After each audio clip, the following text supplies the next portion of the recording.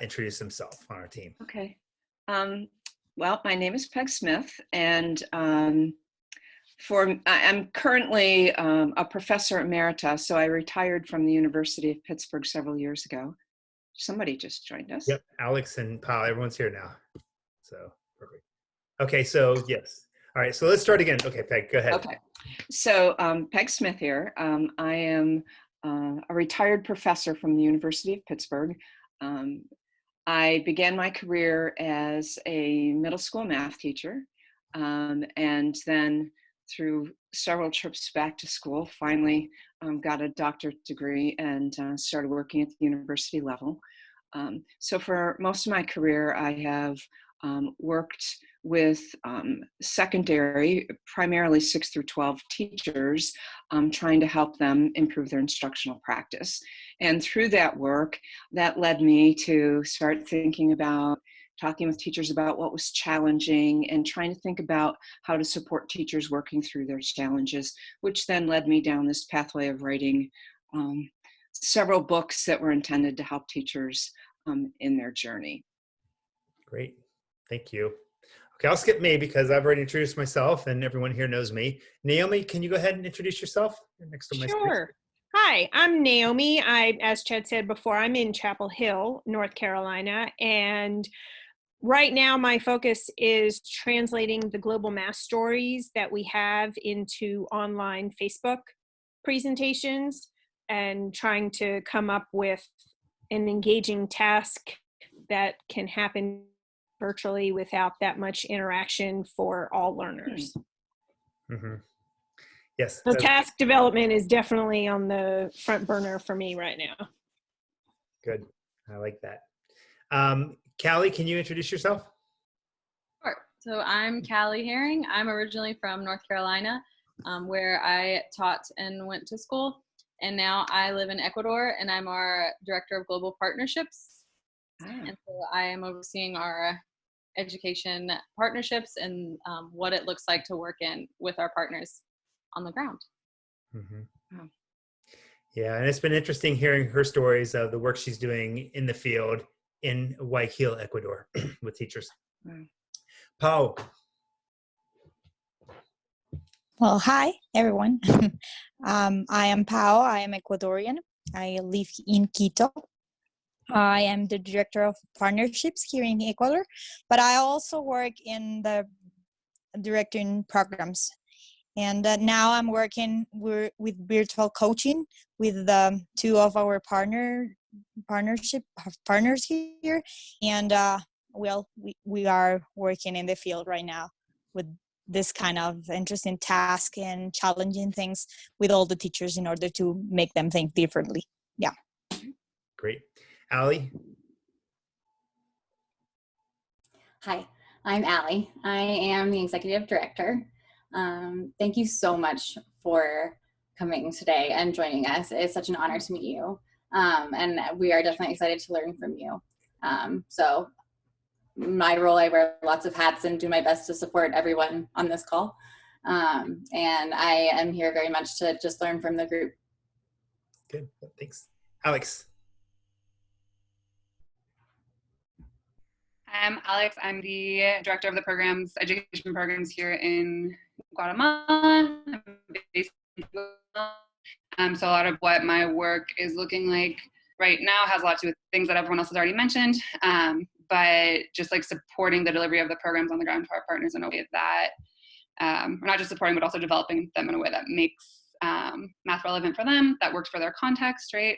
And then Fatima, who's also, I think she's already on the call, but I work closely with her in developing those programs, as she is a teacher here in Guatemala, and she's our math coach. So she kind of gives us that perspective, that eye on things that maybe things that we don't see if we haven't been in the system ourselves, right? Great. And Fatima, do you want to introduce yourself and have someone translate for you? Bueno, buenas tardes, yo soy Fátima.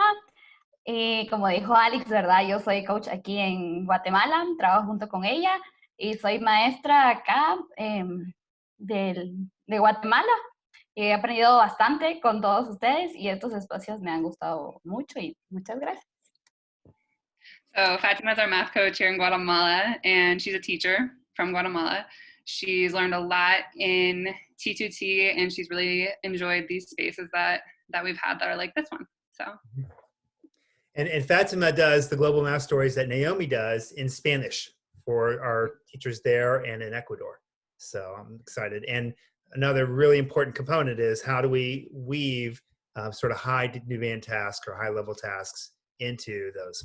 So let's get started, you guys. I love this section, and it's good I say that because I know Peg wrote a lot of it. So we start off really by saying, here are some characteristics of tasks that I really love. Tell me just generally, what, as you read those, were you like, yep, that's what I experienced, or were you like, no, that's crazy? Tell me what your reaction was to that, those first three components. And you guys just work in.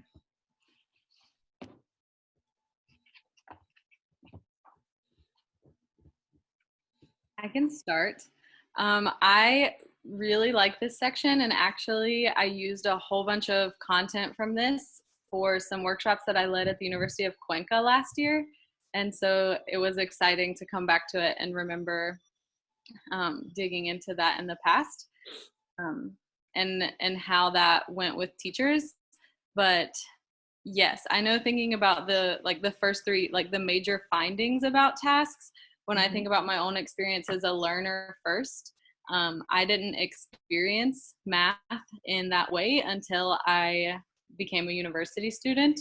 And my math methods courses, I studied at Appalachian State in North Carolina for my undergrad, and I had incredible teachers who taught me elementary school math in ways that just blew my mind. And so that was my first experience with real math tasks that have meaning behind them.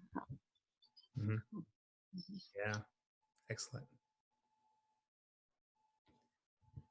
Anyone else?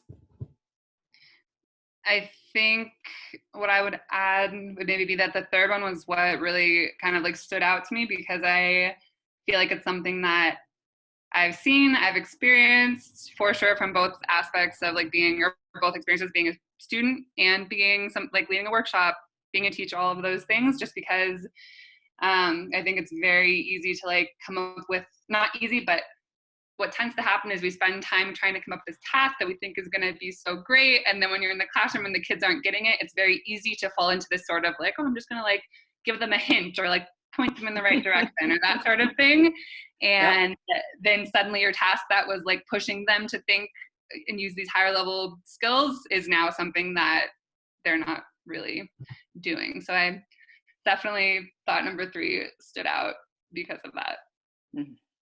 Yeah, I really like that perspective, Alex, because one thing that I remember emphasizing in my dissertation of how a high-level task can become easy, either if the student is too advanced, if it's not appropriate for them, or if the teacher can step in.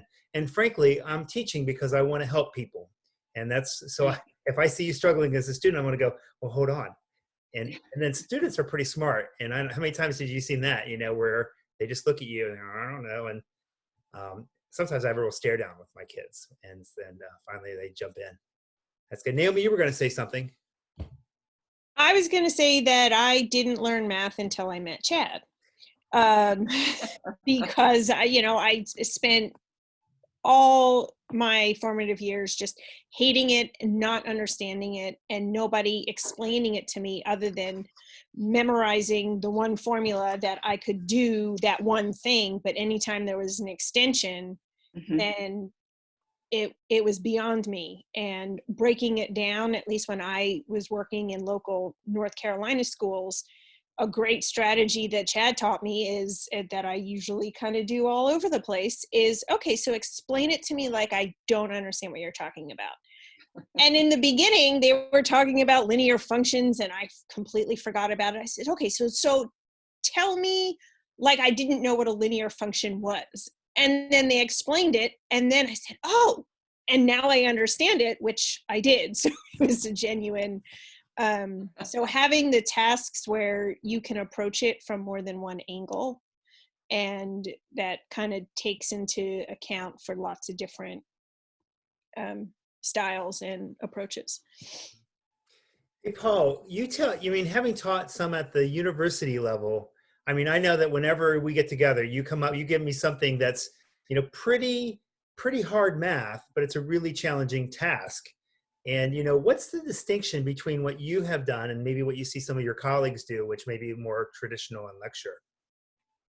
Yeah, well, one of the things that was interesting is exactly the number 3 on this list, because that's what happened with the teachers at the university. They think that since they are at the university, they have to be like high level math, but it wasn't actually high level math. It was just new content, or like new content. It was all about content. So when I really love to work with with the students from first year at the university, and those kind of classes that were called basic math. I love them, and because they were because all of them, the students there were from other careers, not from engineering or like some of the careers that actually love math. And when I have to teach this kind of classes, and I have some other colleagues that teach that classes too, they thought that I was teaching too basic. And it was because I was going basic maybe in content, because I really think they need it, but with high level and challenging tasks. So I always talk about how we can choose any topic and make it challenging if we want to, and it's not because of the topic, it's because of the kind of task we are making with them and levels. And I also have this experience when I teach statistics to engineering. And statistics, there's a class that's called biostatistics, and it's for science and for especially for biologists and for also psychologists. So I have the same topics, and I have kind of the same tasks sometimes. And I remember my I don't know, the principal of the director of math department once came and said, "Why are you having the same task?" And I said, "Well, I have the same task, but I get into different levels and reach different levels with each group because it demands different things." Wow. So, yeah. What a great, that's one of the key. Peg gave us these 4 questions that are so important, and being able to enter that task at a different level wherever you are is really key, which is why we're super excited that Paul's working with us. The distinction you make between sort of a high level task and high level content is really critical. And I remember using connected math with graduate students in mathematics and blowing them away because of the way we approach the task, even though these people could do calculus and number theory. So that's good. Is there anything you'd like to add, Peg, about this, or some thoughts? I think that what you've shared is really right on target in terms of what the challenges are. I mean, that we just saw over and over again, even when teachers really were trying to use high-level tasks, that they ended up sort of swooping in and saving the kids from having to engage in any kind of struggle. And it's really that finding from some initial studies we did at the University of Pittsburgh that really sort of set the trajectory for everything that I've done since, because it was this sense in which how could we help teachers implement those tasks in a way that actually retained what we call the cognitive demands. Mm-hmm. The other thing that just came up that I think is really interesting is the distinction between what I would call cognitively challenging, meaning it makes you think and reason, versus hard. So just because it's calculus, which might be hard for some people, doesn't mean that every calculus task is cognitively challenging. In fact, a good many of them in most textbooks are very far from it. So it's trying to distinguish, just because it's hard doesn't mean that it's really making you think and reason in productive ways. Mm-hmm. That's a great distinction. I have something about that I will want to share. I have a discussion today. I think it was yesterday. No, this week with the principal from our school, a partnership here, and we were talking about the plans, the lesson plans for this school, because they are going to start in June classes. So we were checking their plans. She told me she had one awful plan. Like this plan was really a bad plan. And I asked her why, and she said because the teacher is from, I think it was from 7th grade or something like that, and she told me that the plan was bad because of the math content she was dealing with. And I asked her, so what she thought will be a nice way to improve that, and she said just added some zeros. And I thought, well, adding some zeros won't make that task even better. It will make it complicated, but not a really challenging task. And it was all about that. What do you say, Peg? So what'd you say, Paul? What'd you tell her? Well, sorry. I told her that we could still talk about that same content, because she was thinking on decimals, fractions, and those kind of things. And I told her that I really think that's a really great topic, and you can talk about fractions in a lot of levels, especially in primary. So it's not about the content. It's about how we can work with the students and making really challenging tasks. That's what I said. But we have on Wednesday an example of that. So we had the opportunity to talk about that, and it was really nice. What do you think, Kali? He was there. Uh-huh. Yeah, I agree.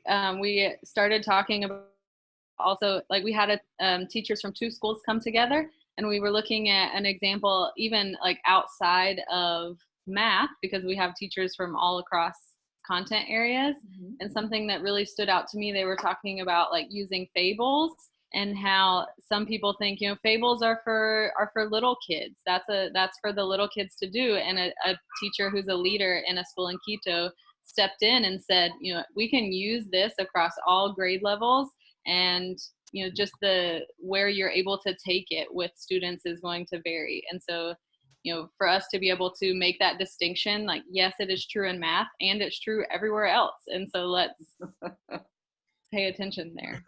That's great. Let's pause for a moment and really make sure we're all on the same page with what like a high level task is versus a low level task, and what's their role in the classroom. And Pei, can you talk about that a little bit? Yeah. Can I share an example? Yes. Yep. Can I just do share screen? I think you can. I think you have permission to do that. Okay. Host disabled. Okay. It says that you've disabled screen sharing. Oh my gosh, have I? Okay. Wow. Well, it says, hold on. 1%. It says multiple people. Let me I'll make you host. How about that? Okay. That would make. Be afraid. That's right. Okay. Okay.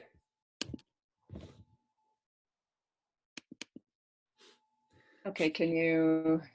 Yeah, we see. Okay. So it's easier to talk. Oh, let me go back. It's easier to talk about this by showing an example. So the candy jar task is one that you'll actually see in Principles to Action when you get a little bit further into the book. We use it as an example. So just take a second and look at the candy jar task there. You've got 5 Jolly Ranchers, 13 Jawbreakers. Those are candies that you would typically find in the US. And there's a candy jar that's now going to have 100 Jolly Ranchers, and you want to figure out how many Jawbreakers. So I want to contrast that with the task that's called the Finding the Missing Value task, where you've got a series of proportions that have been set up, and students are asked to find the value of the unknown in each of these. So my rhetorical question is, how are they the same and how are they different? And in terms of similarity, you could solve both tasks by using cross multiplication. I mean, in both cases, you're trying to find a missing value in a proportional situation. So in that sense, they're very much the same. But in every other sense, I would say they're very different. So in the candy jar task, for example, you read the problem and you got to figure out what the problem is asking you to find. It's not even immediately clear that, oh, I need to set up a proportion and solve for the missing value. That's something that you have to figure out. The other task, you could really solve the missing value task just by applying the rule. If you know how to cross multiply, you can knock that series of problems out in no time. And if you don't know that rule or how to find equivalent fractions, then there's not much you can do to get a foothold on the problem. Whereas in the candy jar task, there are a number of different ways to solve the problem. There are a number of ways you could enter the problem. You could draw a picture, you could start building candy jars and see what happens as the number of each candy increases. You could make a table. You could find the unit rate. You could scale up. There are lots of different things that you could bring to bear here, even if you don't know what the rule is. I think they're also very different in terms of where you would hope to find them in the curriculum. So I would like to see the candy jar task used at a point where students don't know yet how to do cross multiplication, so that you actually have to think about, how could I make sense of this situation and come up with an answer. So that's the thinking and reasoning. Also, you notice there's a pretty direct question: how many jawbreakers would you have? But explain how you know. So explain how you know isn't about, tell me about how to, enact the procedure that you might have used, but how do you know? I mean, what is the thinking that has led you to this conclusion, and how can you convince me of it? I'm going to show you, this is just a little list I made of how they were the same and how they were different, most of which I've already talked about. The third bullet from the bottom, low threshold, high ceiling. I would argue that the candy jar is actually a task that anyone can enter. Even if it's about taking manipulatives and making candy jars where you've got squares and circles and they represent the two different candies, and you keep building that up so that you can actually look for a pattern. But the key factor is the thinking and the reasoning. So going back to the initial, it's a long explanation to the question that was posed, but it's about whether you can just say, oh yeah, this problem is one of those, and I'm going to apply this rule, versus, there's no pathway to solving this problem that has really been made explicit here. So I've got to figure out how to figure it out. So this next, I'm going to skip this slide. So this next slide is just some of the things that people might do. And there are lots of other things that we've seen kids do when presented with this. It's always good to have some sort of a manipulative or way to build or draw it. You wouldn't want a student to build all the way out to 100, but you'd want them to be able to keep increasing that candy jar a bit so they could actually see what's happening. But not so many tools that you could actually get to the answer, because partly what you want them to do is to see the pattern and then figure out how to generalize the pattern without having to build them all. But that's where you can get a foothold on the problem by actually doing something concrete.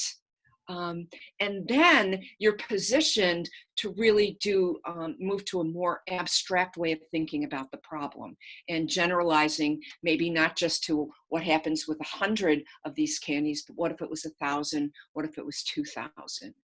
So increasing the number allows you to then generalize a strategy. You wouldn't want to start with 1,000 because then you would never, it would be too complicated to try to get a foothold early on in the problem. It would seem like too distant a target. Mm-hmm. Mm-hmm. So these were the questions that were on your sheet that Chad sent you at the end of the second page. So one of the things that my colleagues and I have been talking about lately is the series of questions that you can ask yourself that helps you determine whether this is a really good task or not.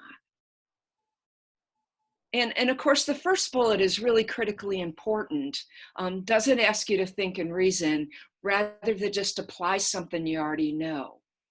Part of the problem with it is if you don't know the previous thing that you were supposed to learn, then you can't do anything. But it's not the only thing that's important. I can think of a lot of high-level tasks that don't have some of these other characteristics, and as a result, there may not be as universally good as those that have some of these. Are there multiple ways to enter and solve? You want to be able to meet students who come with a variety of previous experience and a knowledge base. Does it require them to justify or explain? Does it provide the opportunity to make connections between different representations? Does it provide the opportunity to look for patterns, make conjectures, form generalizations? I'm not suggesting that every task has to check all these boxes. It probably has to check the first one, and I would argue the second one. And then some tasks are going to hit more of these than others. But using it just as a lens through which to think about the tasks that you're examining or creating. So sometimes you can take a task that might not be that great to start with, and you can use these criteria to sort of add something to it that would make it better. What a great statement at the end, because I think that's one of the things I want to spend a little bit of time thinking about, because it's my guess, you guys correct me if I'm wrong, that's one of the biggest challenges, right? Helping the teachers use what they have and turn it into something really exciting or engaging or high level. So one of the things, and I can share this with you, Chad. I don't know if you can see this from here. You want to stop sharing, or do you have more to? Because if you have more slides, then nope, I don't. I'll stop sharing. Stop sharing so we can see. Yeah, perfect. There's this. My colleagues and I just produced a document called "Modifying Mathematical Tasks: 8 Strategies to Engage Students in Thinking and Reasoning." And it's just it's one of those 3-fold pamphlet kind of things. And what it does is it takes you through elementary, middle, and high school problems, and it talks about how you can use these 8 strategies to increase the demands of the task. And we ended up doing this because the problem that you're talking about is one that everybody I know is experienced. And every time I talk to teachers, they say, where am I going to find these good tasks? Well, searching the internet for days is not really the answer to the problem, because it's putting an awful lot of burden on the teacher to do that. Not to mention the fact, you get a good task, then what are you going to do tomorrow? I mean, students learn because of their engagement over time in a series of related tasks that sort of build your knowledge. So if you just like, every time I do the candy jar task, teachers say, I'm going to do that tomorrow. And I'm like, right. Then what are you going to do the next day and the day after that? So it's not just about one task. So that's where I think modifying tasks comes in handy, because if you are following the curriculum, at least you've got a flow of how the knowledge is building, and you can adapt the tasks accordingly as you move through it. Well, we could end there. I mean, that's all I care about. That's amazing that you had that, Peg. We definitely, I'm going to ask your permission to translate it into Spanish. If you don't have it, I'd love to have our team work on that. Because that's amazing. That will be fantastic. It's published by Corwin is publishing this.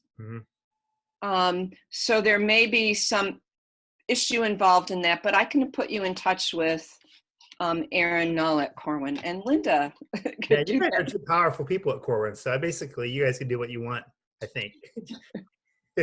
Well, thank you. That's great. So what are your guys' thoughts? There was a whole bunch of stuff there. I have a whole page of notes that I took too.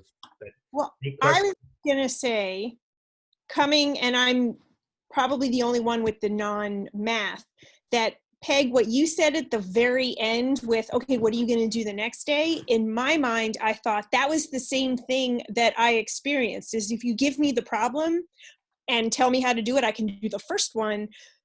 But then doing anything else is going to be a challenge. So it's, I think that those things are parallel, where you have to teach the teachers like the components of these rich tasks and not just give it to them, because then they're still not learning how to recreate it for themselves. That's good. So I have a question. I still remember the first time I heard Peg speak, and you were just beginning to work on your framework, and you were working with middle school teachers, I believe. And I came up afterwards and I said, so are these tasks that the teachers are working with and collecting, your students, the middle school teachers, or do you have them create their own? And at that time, and that was quite a few years ago, you said, well, we're collecting tasks and modifying them and looking at them. And I always thought about that, because I thought it is so challenging for teachers. And I tend to work more with K-5, so a teacher who doesn't even feel confident with the mathematics necessarily to be creating their own. But I love what you just showed us, because in my mind, I'm thinking, now I can look at a task and think, how can I scale this up a bit? How can I have a variety of entry levels for kids at different levels? Because in elementary school, you don't have honors algebra and honors geometry and then the regular math for those kids who can't do it. I mean, in elementary school, for the most part, you got all those kids mixed together in the same classroom. And so I love what you just showed us. And I'm thinking to myself, we've been having some conversations about how do you find these kind of rich tasks? Where do you look for them? How can we give teachers access to some of these rich tasks? But I think this whole notion of helping them to see, how do I take a task and really build it to be a rich task or a task with higher cognitive demand is really a powerful tool for those teachers. And they can align it with their curriculum rather than just say, and this was me when I first got excited about teaching math. I'd get a task at a workshop and I'd go, oh man, I want to do that with my kids tomorrow. But you can't, you just jump around and do that. You've really got to think about, where am I in the curriculum? What have the kids done? Where are they going? And how do I find a task that aligns to that? So I'm really excited about what you just showed us, but I'm also excited about moving from just looking for a variety of tasks that are out there and actually helping teachers to manage, how do I take this task and make it richer, increase the cognitive demand, make it motivating for kids. So it was fun to hear you say that, and I'll be emailing Aaron tomorrow for a copy of that. Well, you can join us. I have something to say about that. Well, makes me think what happened with teachers here, because I'm thinking, if I want them to create something, I can't say like, go in and try to do things, because they are not ready, because their experience are not where we are, or maybe where we want them to be, because they can't create anything if they haven't even experienced a task like that. So I remember when I read this question that Chad wrote, was how do we balance what we know about the important high-level task in the mathematics classroom with the beliefs and the requirements of the ministries? But I stood up in beliefs, and I thought, well, what are we doing with them? Because we want them. We should know that we want them to create, because if we don't do that, then they will need us, and then they won't grow by themselves. But we have to start with cognitive low levels, but in order to get to the creation part, we need to be step by step. So makes me think what Linda said, because to create something, they have to experience something first, and then it's easier to adapt something that already exists, that have great ideas, Right. and they can adapt to their own experience. So what do you think about that?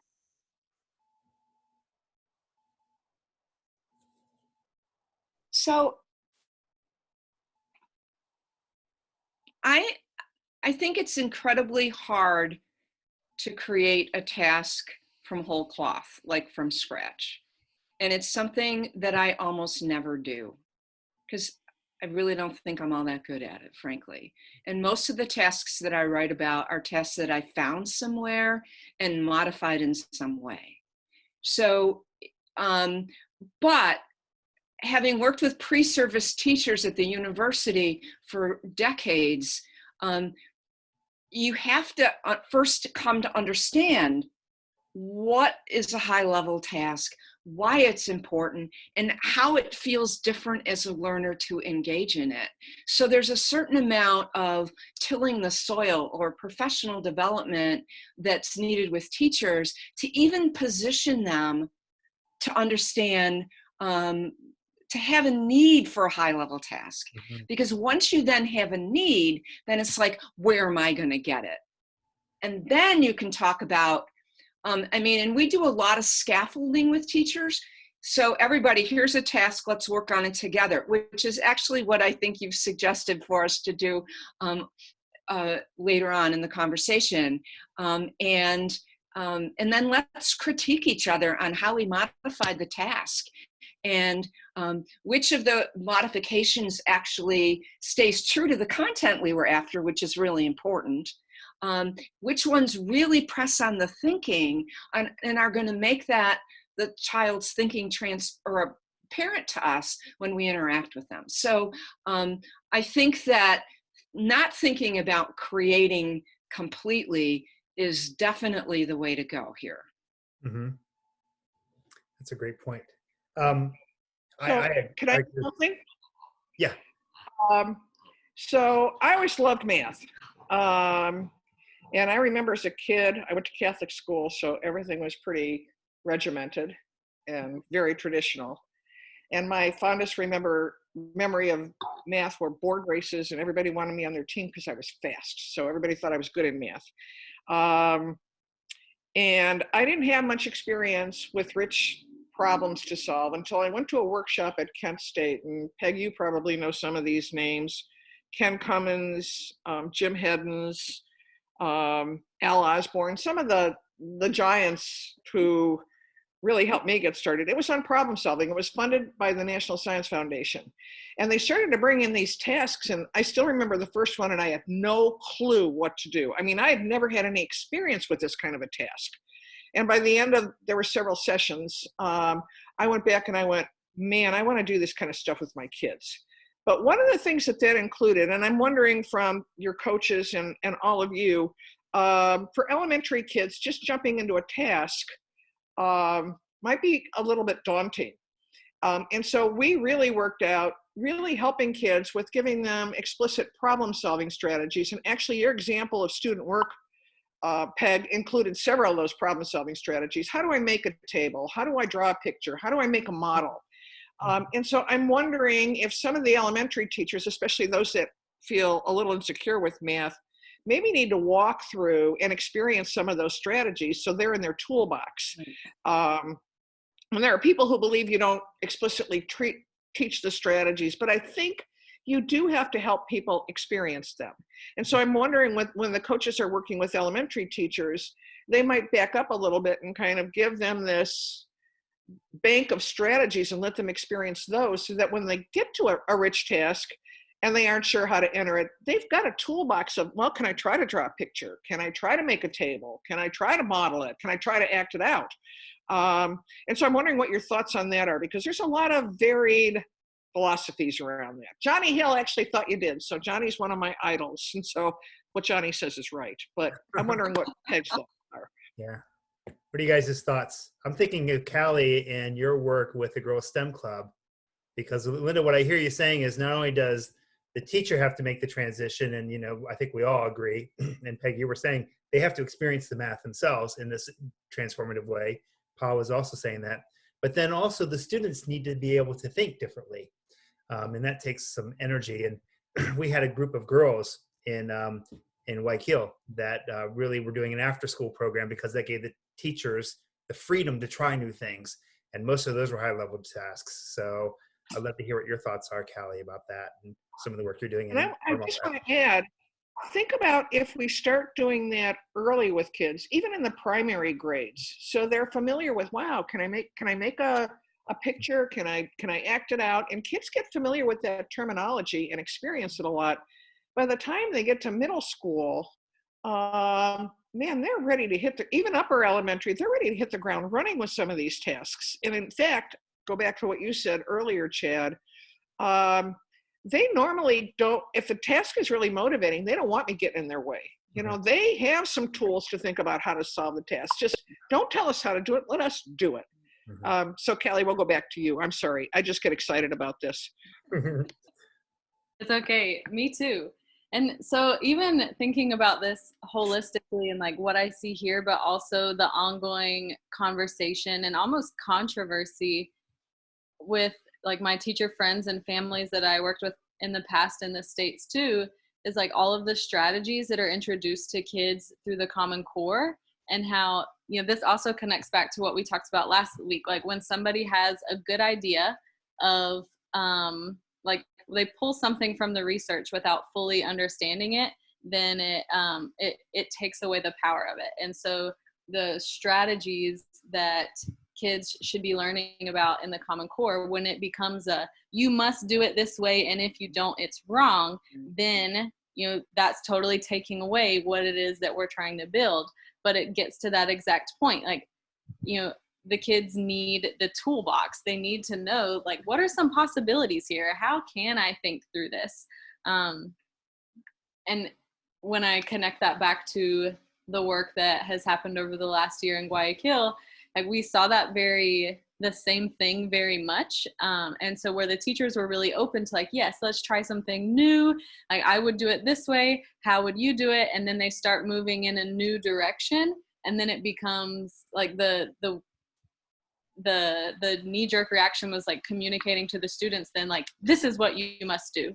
Now, like, no, we're going to draw a picture this time. So it would have to hit the brakes and be like, no, let the girls think about it. Like how, we have all of these materials available. What are some possibilities? And so, thinking about how to move through questionings of like, and then also not saying yes, but that's a possibility instead of, yes, that's how you should do it. Like, that's a possibility. Can you think of another one? And like making sure that the conversation stays really open there. It's still something that we have a long ways to go and working with the teachers with. And I definitely see, it's also a place where I see the power of modeling as well. And so when I'm the problem solver and I have the opportunity to model, like I have a lot of different ways to think about this, that I can think about this, then that also helps my students to understand that they can ask themselves the same questions, like the questions that I think aloud. What would be a way that I can do this? Could I do it this way? Maybe so. Let me try. What about this way? And then like showing them the thought processes. And this is actually a place where I think we have a lot of opportunities when we're doing our Global Math Stories live, because we don't have all of the student answers coming back into us. So we can get some Facebook comments, but like really digging for the meat of like, what's your thinking there? So it's really an opportunity for us to be able to demonstrate a wide range of thinking and strategies and possibilities that can really open doors for kids and their families at home. Callie, Also, add that sorry, you go ahead. This will be quick, but one of the things I just wanted to tack onto what Callie said was, as a teacher, when I looked at the different way kids would solve problems, because showing their work and explaining it was really part of the expectation.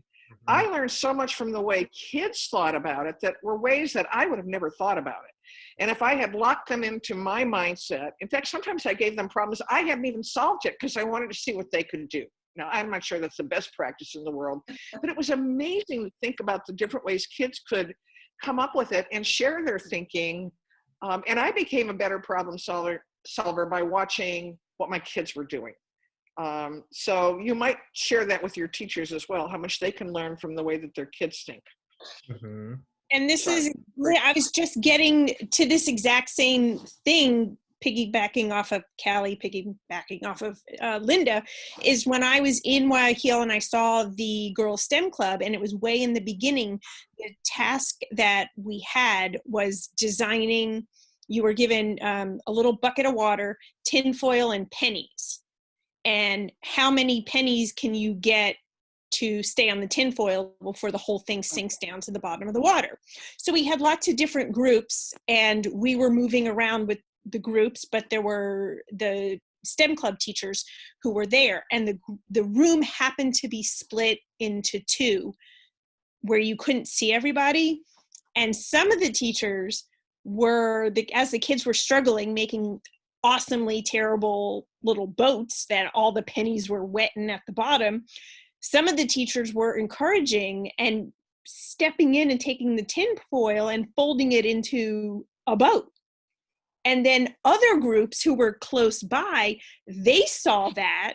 And so then in those groups, all the boats looked the same. Whereas on the other side of the room, where a few of us were running around and kind of gently policing the teachers and saying, no, don't tell them anything. The boats were, the construction they were amazing in how they came up to do with it when you didn't have a teacher kind of stepping in with their knowledge and their experience. So that speaks to exactly what Callie was saying and exactly what Linda and Peg are saying. Yeah. And Well, it goes back to Chad's point, right? Like the teacher wants to help in that moment. Like it's coming from the teacher saying like, I want to see you successful. And so it's changing the mindset there. Yep. And also like, and recognizing like productive struggle is good. And if we just leave it and we, you know, particularly when students aren't used to being pushed to come up with a solution, like that's all, like here's what you're supposed to do, go for it. You know, they might just sit there for a little while and like Chad said, a staring contest. And you know, I bet you can come up with this, and like thinking of ways to stimulate that and helping teachers understand like that's good. That's a good thing. You're not hurting your students and you're not letting them down when you are putting the power into their hands. This goes back to something that came up at our first session and the last session with Jer. And now again, I bet those kids on the one side of the room that were on their own failed several times before and each time they got a little better at doing it. And so the goal here is not to get it right or do the best the first time through, but what do you learn from making mistakes and improving on how you're thinking about how can I do this better? And that just, what you just said just really made me think about the importance of a good mistake, and really encouraging teachers that the goal here is not just to get the right answer, but the thinking that goes in to evolve to get an answer that's maybe not even the right answer, but an answer that satisfies the conditions. And then I try again and I make it even better. So I don't know if you guys were aware of that, but I just got goosebumps thinking about that. Well, and that reminds me of some recent work that Amanda Jansen has done, which she calls rough draft thinking.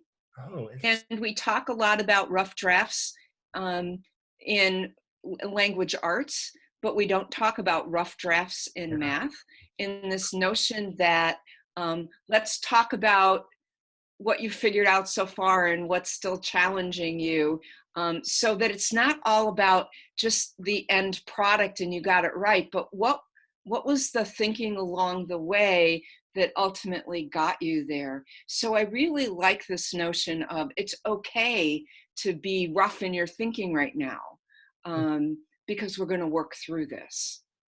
Well, you know, it's a good concept when you hear it and you go, dang it, why didn't I think of that 20 years ago? Because it's exactly what happens. So I hear that. And I also think with the teachers that we're working with, I think it's really powerful to give them permission not to know, because frankly, often they don't. So, you know, and I would say, you're the smarty pants, so you tell me. And, I had a good enough relationship with my students that I could say that. But, in some ways I didn't want to know. And the question I have, though, is to implement a good task, does a teacher need to know how to do it or where it's going, or can they discover it with the students? What do you guys, let's let us all make mistakes, and then Peg and Linda will give us the answers. Point of view, not answer. Right. You already know my answer. I learn right alongside with them, so I'm right there figuring it out with them. Mm-hmm. What are you guys' thoughts? I mean, to me, it just makes me think of that classroom culture bit that we've talked about a lot in previous meetings, right? Because I think especially in Guatemala, it's very much like the teacher has to know everything. That's why in many cases they only teach one way, because they only know that one way. So you don't want the kids to question you, because you're supposed to know everything. That's the expectation, not just from them, but from like administration, parents, like all of those things. Mm-hmm. But if you have this like classroom culture of like, it's a safe space to mistakes, like I know everything, all of those happening, I think it creates a safe space for the learning together to happen, right? So I think it's like all these other things happening as well, that to be like a productive way of working, right? So the kids are used to it and they're like, yeah, that's normal. My teacher's learning too, like it's okay, right? But I think it fits into like a bigger picture of what things are like in your classroom, right? Right. Yeah. Yeah, I totally agree with Alex about talking about that safe space. Building safe space to have this kind of things is really necessary. But having this space is really powerful. Even with teachers, when I'm coaching with them and I don't have something prepared or I make any mistake, is exactly what we want, because they can see us having fun with our mistakes, and we're modeling. We don't have the answer, or we see something, or talking about answers not the goal, or having some way of thinking and then seeing what others thoughts are and saying, oh, your thought is really great, it's even better than mine. So that's really powerful. But we have to build safe space in order to have this kind of talks. Right. Well, there's a distinction too between authority in the classroom and learning with the students and your participants, right? So just like what I see in listening to what you said, Alex, if we could change the culture of what it means to be a teacher, and a teacher is I'm an expert practitioner when I am discovering with my students, as opposed to an excellent mathematician. I'd rather have a person who's a great teacher, not a great mathematician teaching me. And so that's the shift we want to make. And when we're able to do that, then they can talk to the authorities, the parents, the administrators, saying, I know what I'm doing, trust me, and here's why I'm doing the thing I'm doing. That was like the thing I learned best in my PhD, I think, is to justify my way of teaching.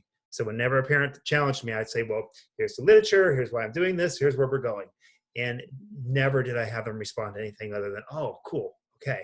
So that's the thing. Pao or Callie, anyone else anyone want to say, or Fatima, even if you want to say something, let us know and we can translate. She wrote me a couple things that I'm happy to share. Okay, yes, please. So I shared with her the question that you asked, Chad, also. And she said that like all of us learn from everyone. So like as a teacher, you know where you're going, but they're also like paying attention to like more specific details, and like they help guide you too. So, but again, that it's as long as that like confianza, the trust exists. Mm-hmm. So. It's really important, trust. So one of my experiences, so I want to go back to the question you initially asked, and then I would love to hear what Peg has to say. I'll talk first because she's smarter than I am. Is I think you have to know what the content. Sometimes I liked your question 7 about Jen saying that high demand tasks shouldn't be called mathematical tasks. Instead, they should be called tiny bits of fun. That goes back to their motivating. And sometimes I would just give those to my kids because they were fun, or they were review, or they were a fun way to practice something. But I also think when I was trying to teach a new concept, and I still remember teaching 6th grade and it was before Connected Math, and I had heard Glenda Lappin give a speech, another one of my math idols, and she was talking about finding the cost per square inch of a round pizza. And it did fit my curriculum, so I took it in the next day, and the kids had no idea how to find the area of a circle. So I gave them graph paper, and I purposely made the size of the graph paper so it was smaller than the diameter of the pizza, because I kind of planned for them to go in the wrong direction for some of them. And I just let the kids play with it for 2 days, and we were double blocking, so they had large blocks of time to play, and or tiny bits of fun. And I had one group that actually figured out why, and it wasn't Zalewski's cut the pizza into a bunch of tiny little sectors and then make kind of a parallelogram out of them. These kids actually figured out, they came very close to the area of a pizza. I had never seen it before. I haven't seen it since. In fact, I think it is in Connected Math now. But I had this brilliant African-American boy in my class. He had just come from Cleveland. And I remember them standing up in their group giving the explanation of what they did, and my mouth just dropped. And he looked at me and said, Skojak, did we do something wrong? And I said, are you kidding me? That was absolutely brilliant. I've never seen anything like it. So just giving the kids a chance to experiment. And eventually, to be honest, and this was Glenda's point, eventually you do want to give them the formula, because you want them having to draw little squares inside a circle of your pizza for the rest of their lives. Right. But it also gives them an appreciation for the generalization, and maybe even if they didn't understand it the way Calvin's group understood it, some of the kids really understand where it's coming from, but that whole notion of the area of a circle starts to take on a really different meaning. So I think that knowing the mathematical content is probably pretty critical, but I also think letting kids just explore with it and see where they go is the important part. So Peg, I don't know what you think about that, but that's just I remember that like it happened yesterday. Well, I think that for me, you've kind of hit the nail on the head in the sense that, well, first of all, I think for a teacher, I think it's very brave to give kids a task that you're not all that familiar with, and you're willing to say, let's see what happens. So I would also argue that exposure to those kinds of tasks, even if they don't end up being orchestrated as well as they could be, still give kids an advantage in terms of opportunities to think and reason. But the example Linda gave, I think, is really an interesting one, because she gave them a very open task and she gave them time to muck around with it, but she knew where it was supposed to go. And what worries me a little bit is if I'm the teacher and I'm not all that familiar with the task, it's hard to know whether I am going to get mathematically out of it what it is students are supposed to learn.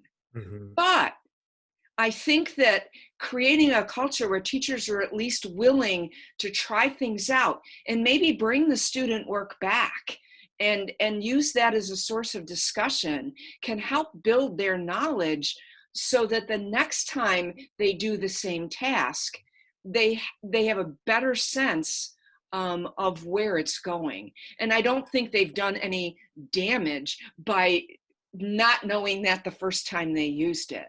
But there's something about at least having some, like if a kid does something, I mean, I need to be able to judge, is it correct?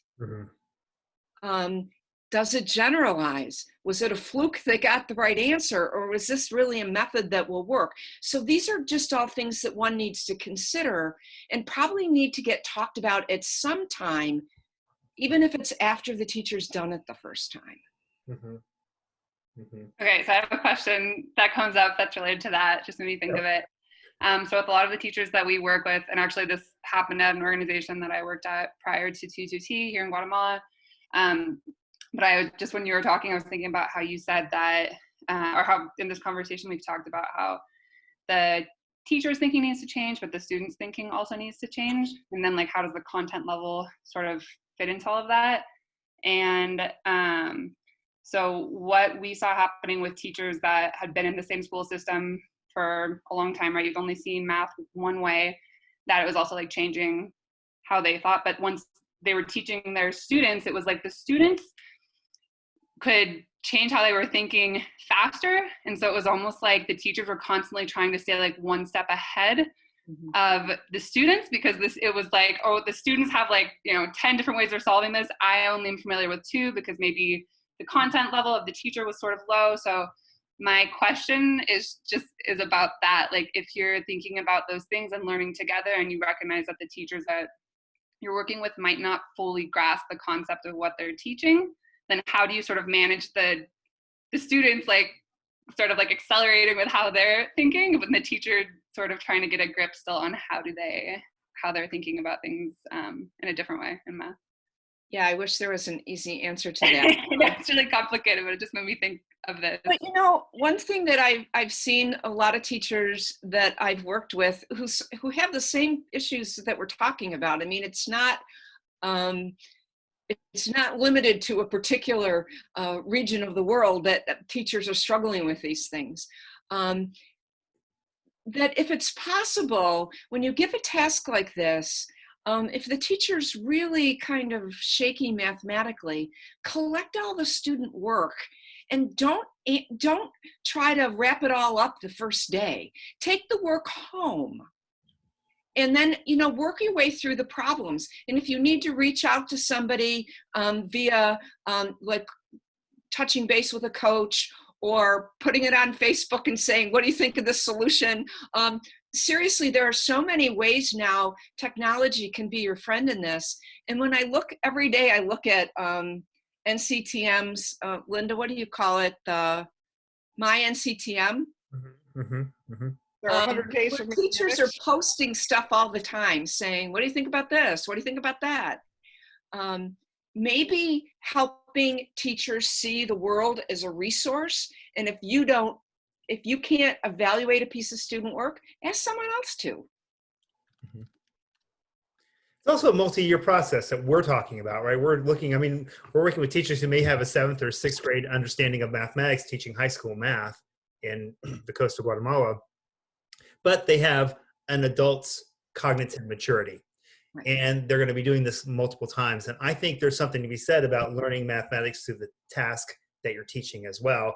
But we have to help the teachers feel safe learning with their students and to understand you're a practitioner of teaching, not of mathematics.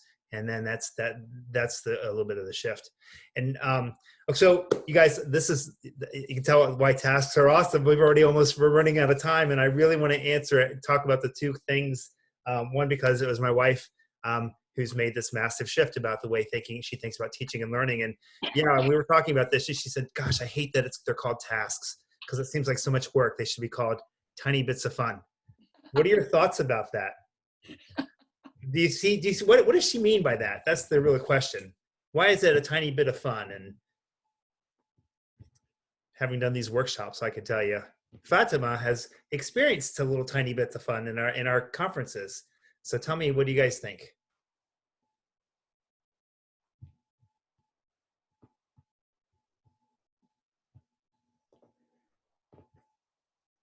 Any thoughts?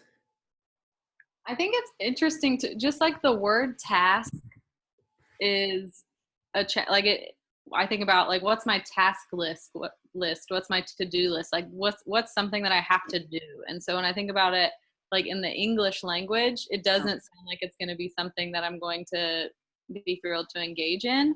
And we've talked some too about how the concept of a task is really difficult to communicate in Spanish because the word is like homework, assignment, like, it also, there's not a specific word for it that's different from other things that are used. And so as we're talking about like, what's a high level mathematical task, it's more challenging to differentiate that from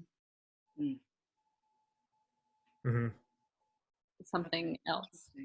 For me also, when I think of task, it's always about somebody else, right? It's like I'm doing a task for somebody else, and it's not necessarily about me.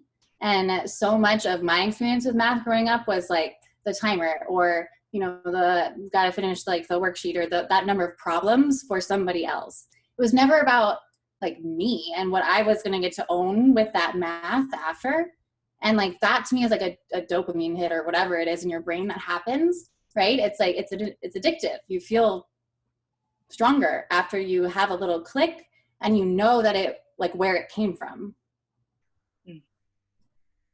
Yeah. I think it's all about experience. Sorry? Go ahead, Paul. Okay. Yeah.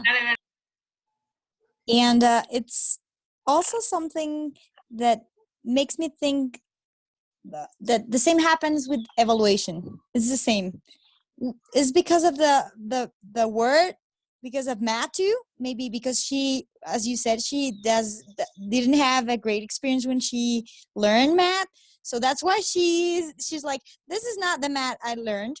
So this shouldn't be called math or math tasks because this is not what I have in my mind, in my experience. And is also what happened with evaluation. Sometimes when we want to talk about evaluation and the right word is evaluation, we have to find another ways to say evaluation because teachers or students have this experience about evaluation as exams, evaluations as something that they hate, evaluation as the same happens with tasks, is about experience. Because when I first thought what math tasks are is something really nice for me, but then I realized, well, I had a different experience in my life about math. I had really great experience with math tasks. So what came into my mind, the first thoughts were really exciting. But then I remember, and I had this whole thing in context, and I remember Jenny, and I love her, and I thought, well, but these thoughts coming from her makes different things from her, definitely. Whoa, said that's a good point. Alex, did you want to add anything, or should we go to the task? We can move to the task if you want, Chad. Okay, let's do, because we have about 15 minutes, and I want to hear that. I wrote this task, and I really wanted to make a task that was culturally relevant rather than just straight up numbers, right? But I think there's a lot to critique in this. So, and you should feel comfortable doing so, is hopefully intentional. So what are your thoughts? What kinds of things critique this task?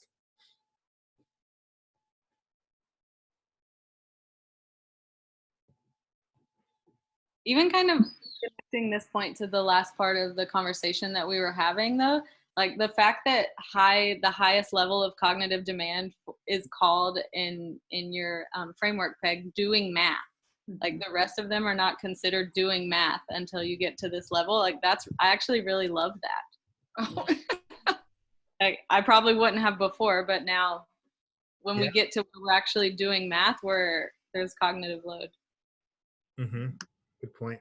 Yeah. Good. So what about this task? Tell me what you think about this. Is it my first thoughts? High level? Yeah, Paul. My first thoughts, I didn't understand anything about what you said because in my context, I didn't know what I still don't remember the words. Yeah, I had to look first to see what you were talking about. Those words were really strange for me. I didn't know what you were talking. Yes, well, I'm glad you say that, because if it's going to be culturally relevant, I need to give it a context, and they talk about that, right? So if you have a context, then you can engage it.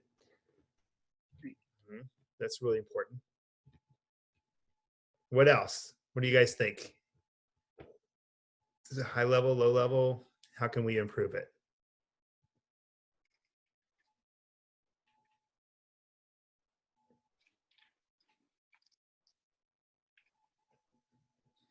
So who should I put on the spot? Alex, what do you think about this thing? Sorry, Alex. It's in my context, so I guess I have to speak to it. No, I mean, so honestly, when I went down and read the following question, where you had the separate, like, these are the things that you should be thinking about when you're evaluating this task, that helped me to sort of like think, like, immediately when I saw it, I was like, this is not, like, it reminded me of the part in the reading where we talked about how you could still contextualize something, but it's not necessarily going to be something that's going to require much thinking, right? So like going through the list and looking at how does this, like, does the task have the potential to engage students in reasoning and problem solving? yes, but like very briefly, right? There isn't, it's kind of like, I think of the kids in the class who are going to like finish it really quickly. There's nothing else going on. There's no extension. There's nothing else, right? Which maybe that was your intention, but like just thinking about that problem in itself, there isn't a ton to like pull from it. And then like showing different ways to solve the problem.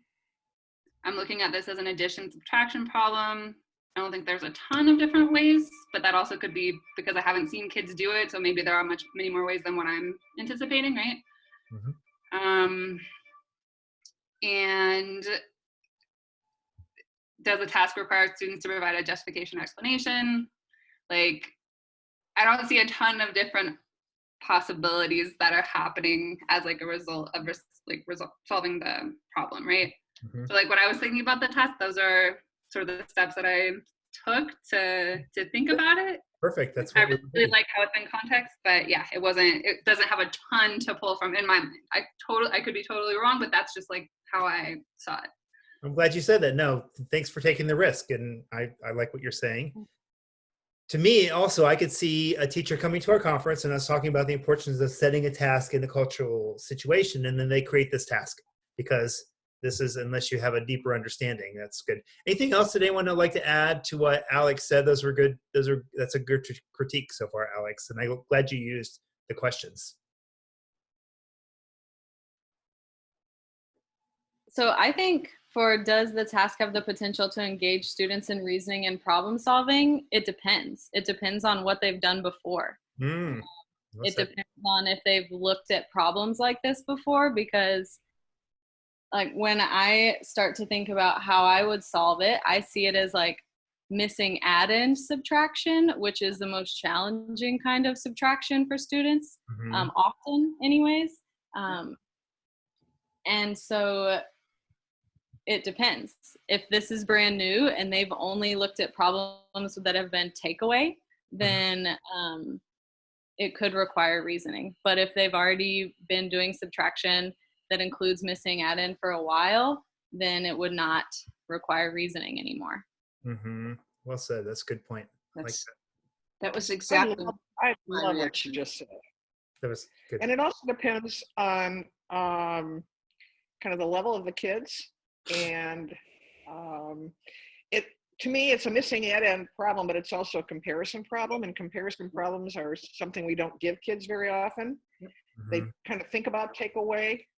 And so there's a lot of different ways you can enter this problem.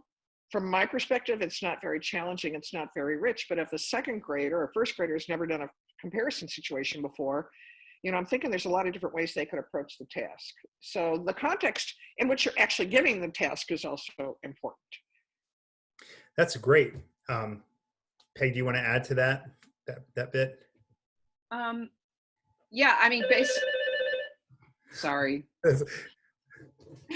Hopefully someone will answer that. I agree about it depends on who you're giving it to and what their prior experiences are.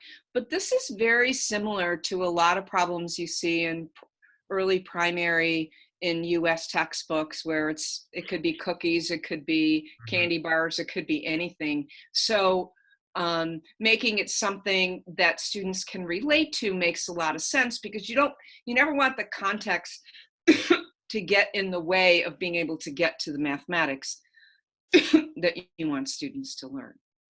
But I think there's very simple ways to make this even better.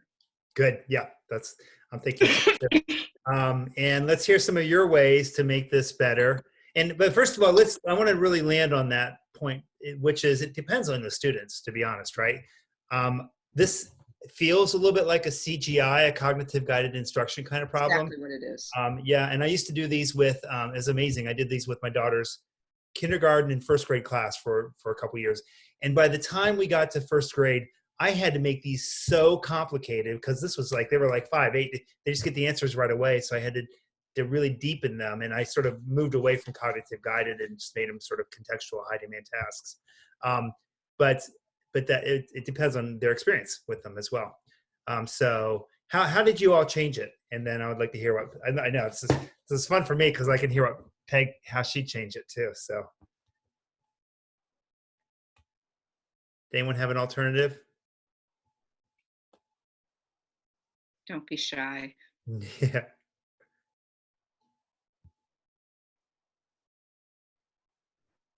So hopefully someone did it. My first go-to, and also, so this is also going to depend on what's the goal. What am I hoping to accomplish with my students? And I wasn't sure about that one, but Yeah. my go-to was thinking about like making it more open, and saying just some have birds and the others have flowers. What are the possible combinations? And to show your thinking. And so then there's a lot of different options that they could come up with there. Mm-hmm. Nice. Like that. Yeah, when I first read that, after I understood that, because it took me a lot to understand what huipiles, Yeah. How do you say yeah, it? yeah, Huipiles. yeah. I don't know that word even in Spanish because I tried and it was huipiles, and I said, "What's that?" Well, after I understood that, I really thought, well, he is asking me to make any improvement, but I want to know what he wants, what his goals were, so I can know how can I improve it toward that goals. Mm-hmm. I see that. Yep. Now you guys, having talked to you, I can understand that perfectly. Yeah. This is also the part where I think about it is important to get to this part. So where we were talking about like, can teachers engage in rich tasks with their students without a high level of content knowledge? Yes, if we set the conditions up correctly in their classroom environment.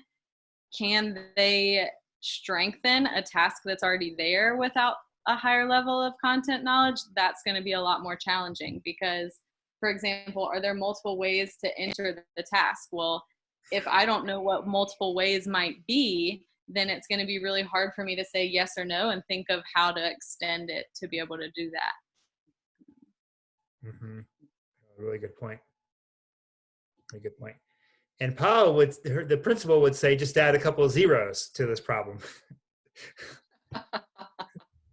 What would you do, Peg? Well, I think there are a couple of different things I might do. One thing is I might say, just add the direction to draw a picture or make a diagram that models the situation. And I think that could be an interesting question here because you would get to see whether they saw it as my first model was about a compare kind of model, but it could certainly be a subtraction takeaway model. And then you could actually have a conversation about the different models. I thought you could also, I wouldn't necessarily add all of these at the same time. Explain how you know your answer is correct. And maybe I like this one better. Write a number sentence and connect it to a picture. So I wanted to see if you did a compare model, was your number sentence different than if you did a straight subtraction model? And that would also give you something that would be interesting to talk about. You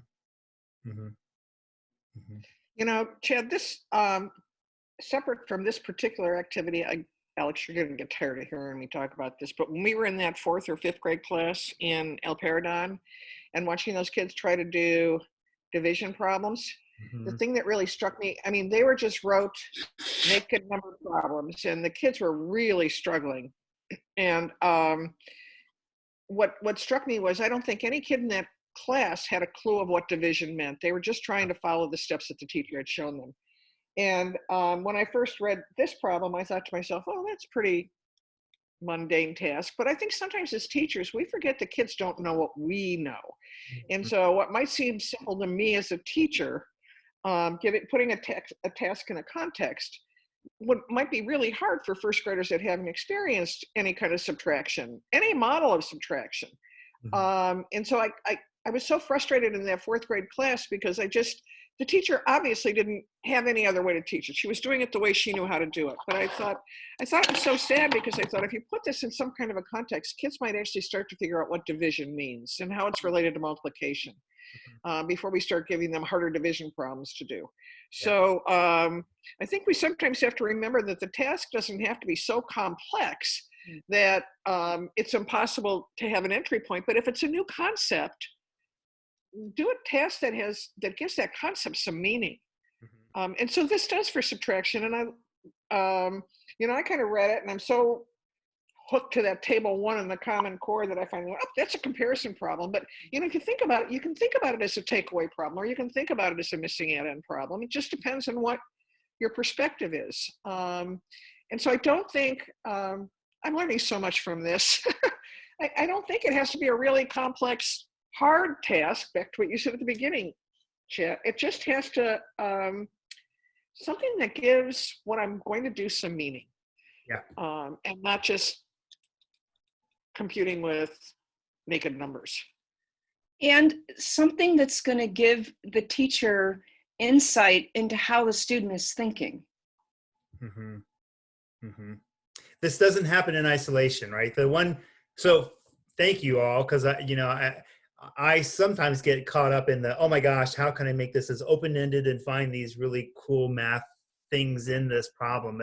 But truth, there's some really good things here too. And Alex, you hit it on the head. It depends on where you are, right? Because if you're a little bit more advanced, it becomes really simple and you have to do what Callie suggested. But and then Peg was saying, let's get the student thinking, because we want tasks, I think, like these are meant to be done cooperatively too, in some way. Or at least certainly they need to talk about what their answer is to each other first before they present it to the whole class. And so this all fits together. And as a teacher, I want to know what I'm teaching. That was last week's conversation. So that was really good. We have like 3 minutes left, and we can go over just a little bit if you need to, but I would like to hear like thoughts or questions that you have that, Peg, we'd love to have you join us for other things, or keep the conversation going as we dig in, especially as we work with these clubs and things that we're doing. So I'm glad that they have your contact information. But tell me any questions, thoughts, wrap-ups?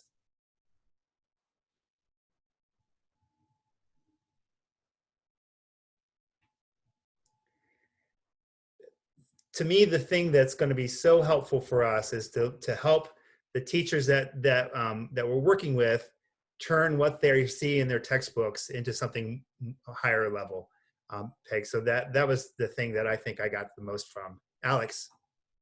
Yeah, I'm right on the same thing, what was mentioned earlier in the conversation about when Peg said, like, how do you adapt what they already have into a rich task instead of always like having the candy and then where do I go from here, right? I think there's like some big opportunities for T2T to focus on that. I think most of the workshops that I've seen, like, we're focusing on content and other things, which is also super important and very valid, but I think it could be interesting to explore some opportunities for how to focus on more of like a how-to, right? On like a how to adapt your problems that are in your book to something that's happening. Like I think there's probably a lot there that we could pull out. So good. Yeah. Just that. Yeah, I mean, for us, it really fits with what we're doing too, because we want to honor ministries of education. We want to honor the curriculum that the schools have chosen. So how do we do so, but also honor what we know is good teaching in mathematics? And so this allows us to really fit this sort of respect that's important to us. Yes, excellent. Well, thank you so much, everyone. Thank you for including me. I really enjoyed having the opportunity to talk with y'all. Yeah, thanks. Linda, thank you for connecting. Thank you so much. Yeah. As the only non-educator in the room, I will just say that I learned so much from all of you, and it is such a privilege to be able to learn from you. And if I had had teachers that could have depressurized math for me in the way that this group does for each other, I think a lot of things, the whole world could be a different place, right? So thank you. Yeah, excellent. Yeah. Cool. Thank you all so much. Talk to you all later. Yeah. Bye. Thank you. Thank you. See you. Thank you so much. Bye.